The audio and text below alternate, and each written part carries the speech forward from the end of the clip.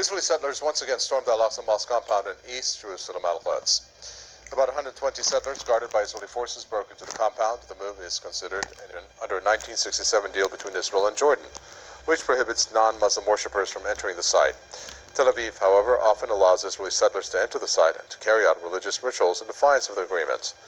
According to the Palestinian Information Center, over 3,800 Israeli settlers entered the al-Aqsa mosque compound in July. David Feldman, spokesman for Nutre Carta International, joins us from New York. So, what do you attribute the increase this past month of settlers into the al-Aqsa mosque? Well, this is truly ridiculous because besides of what this is so badly violating Jewish law, the entering the Temple Mount, which is totally forbidden for Jews. This entire project of Zionism, this occupation of Palestine, is totally forbidden according to Judaism. This occupation, this killing and this stealing, what's going on already for decades. But certainly this move, this escalation which is taking place recently, is truly dangerous to everyone involved. We unfortunately are witnessing this disaster, this conflict going on for so long. People are hoping and yearning for some solutions.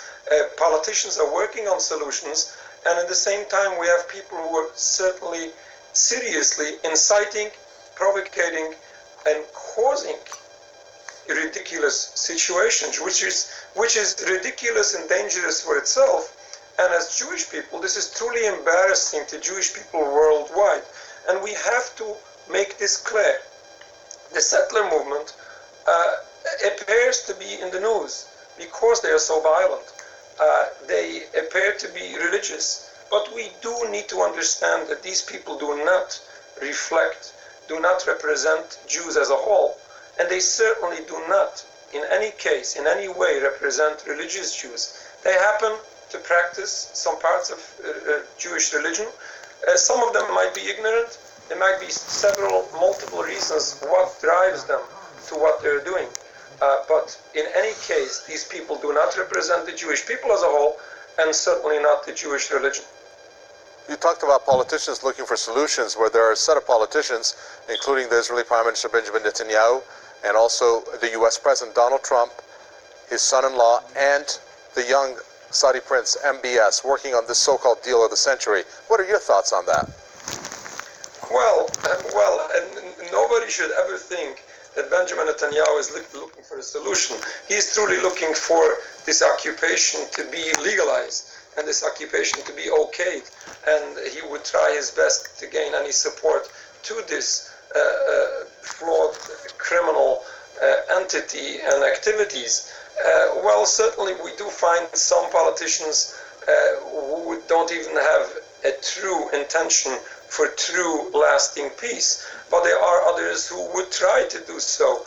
But in any case, we need to address the core problem. We need to know where all this conflict comes from. We have to remember, we have to recall, we have to bring into our education past history that did take place in Palestine and so many other Muslim countries where Jewish people lived in peace with Muslims, with people from other religions. We always had a difference of religion, and despite that, we still lived in peace. Why?